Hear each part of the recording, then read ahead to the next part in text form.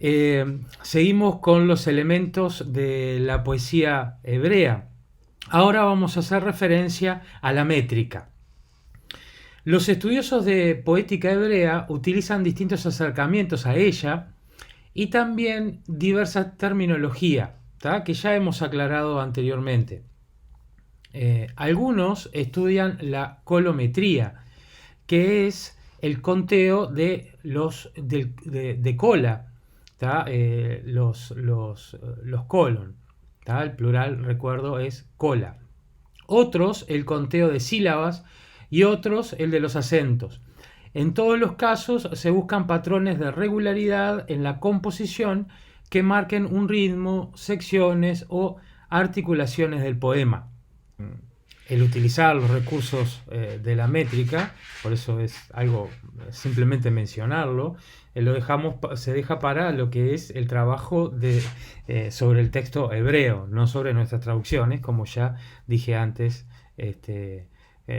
con el tema de la rima, ¿no? Y los trabajos con el sonido en el hebreo. Otra pregunta que nos podemos hacer es si existen o no estrofas en la poesía hebrea. Todo depende del concepto de estrofa que se maneje.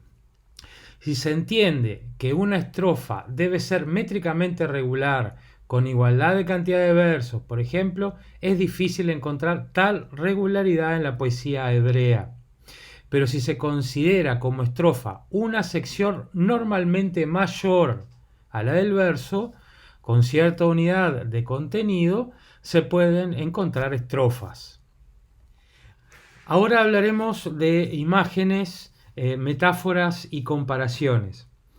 Recuerdo lo que siempre digo, cuando nosotros abordamos el texto, encontramos palabras, estas palabras nos transmiten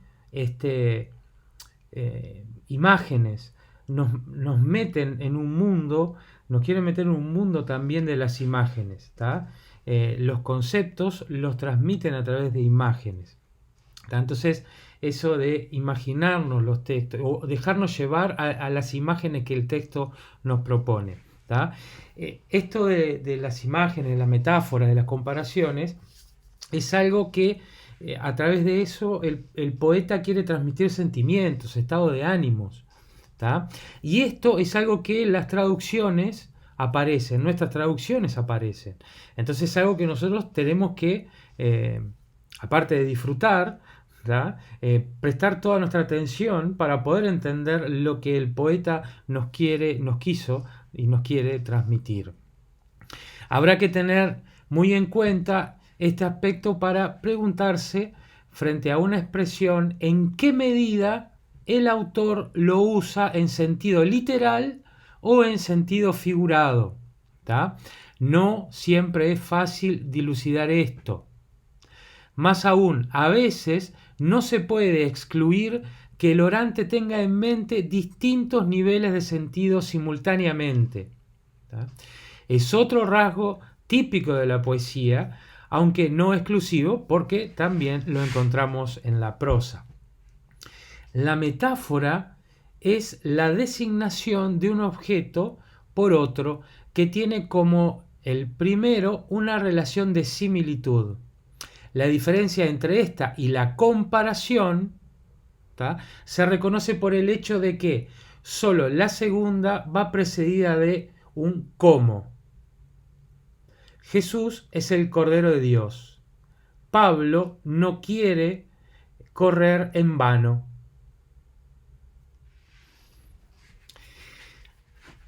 Ahora vamos a algo que es característico muy característico de la poesía hebrea, que también lo comparte con todo lo que es este mundo de la poesía semítica. Y vamos a hablar entonces del paralelismo. Tómense en el tiempo de ver los ejemplos que les voy a poner. Aprovechen para ver el salmo que ustedes eligieron para trabajarlo y vean si tiene los paralelismos que voy hablando. o cuál de ellos tiene. ¿Estamos? Antes también con las imágenes, ¿no? Por ejemplo.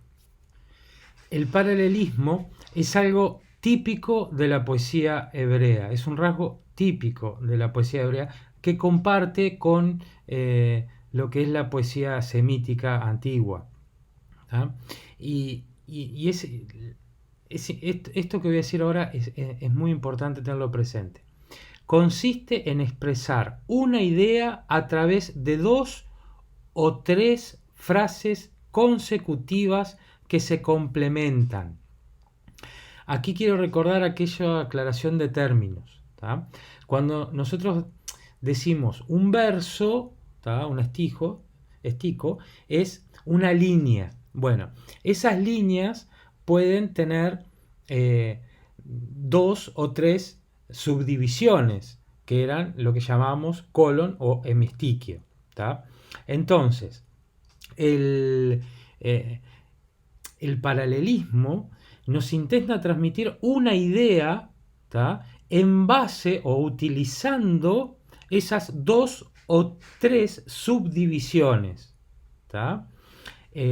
No es que cuando descubrimos un paralelismo y vemos una primera subdivisión, un colon, un hemistiquio, y después vemos otro, nos tenemos que quedar con, por decir, la idea que nos ofrece en primera instancia cada uno de ellos por separado. Nos tenemos que quedar con la idea general, ¿tá?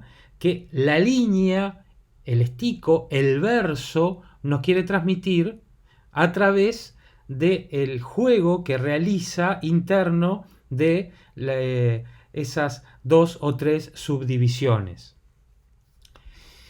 Se pueden distinguir 3 tipos de paralelismo. ¿Tá?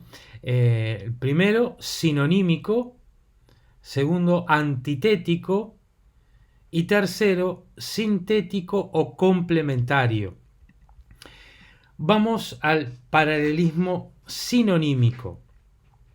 Se habla de paralelismo sinonímico cuando la misma idea se expresa de 2 maneras análogas con ayuda de sinónimos. Las 2 frases expresan básicamente la misma idea y la segunda refuerza la primera.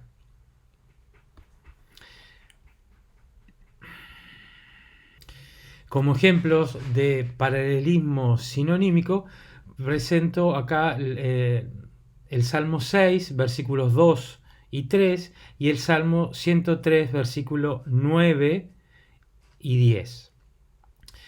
En el primer caso, en el Salmo 6, versículos 2 y 3, dice así: Señor, no me reprendas con ira, no me castigues con cólera. Acá, si ustedes ven, en estas primeras 2 primeras frases, se está queriendo decir lo mismo de distintas con sinónimos.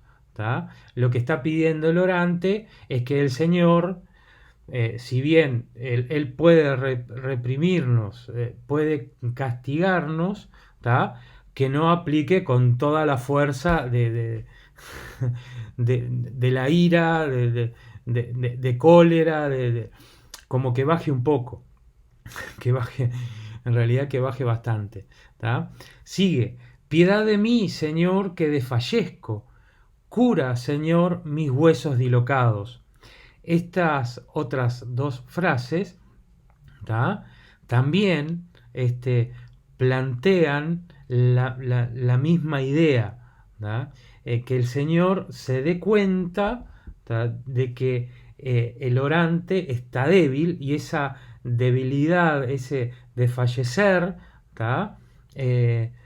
ese tener los huesos dislocados, pide que el Señor tenga piedad, pide que el Señor lo cure. Si vamos al Salmo 103, versículos 9 y 10, dice: no está siempre pleiteando, ni guarda rencor perpetuo. no nos trata como merecen nuestros pecados, ni nos paga según nuestras culpas. ¿Tá? En las dos primeras frases, no está siempre pleiteando ni guarda rencor perpetuo, ¿tá? Está queriendo decir lo mismo. No está todo el día pensando, ¿tá? En ese rencor, en estar pleiteando, etcétera, etcétera. ¿Tá? Y este señor, ya paso a las otras dos líneas, no nos trata como merecen nuestros pecados, ni nos paga según nuestras culpas, ¿tá? Está obra de una manera que es distinta a lo que nosotros podemos generalmente creer que sería una justicia, ¿tá? En el sentido de que nuestros pecados merecen algo, ¿tá? Nuestras culpas merecen un tratamiento, pero el Señor no nos trata de esa manera. Ahora pasamos a el segundo tipo de paralelismo, el paralelismo antitético. Se habla de paralelismo antitético cuando la misma idea se expresa de dos maneras opuestas. La misma idea de dos maneras opuestas. La segunda frase expresa algo contrapuesto a la primera. Los ejemplos que les presento ahora para ver el paralelismo antitético son el Salmo 1, versículo 6, el Salmo 15, versículo 4 y el Salmo 84, versículo 11. El Salmo 1, versículo 6 dice así: porque el Señor se preocupa del camino de los justos, pero el camino de los malvados se extravía. Si ustedes pueden ver, cada hemistiquio, yo le estoy diciendo frase acá, cada una de esas frases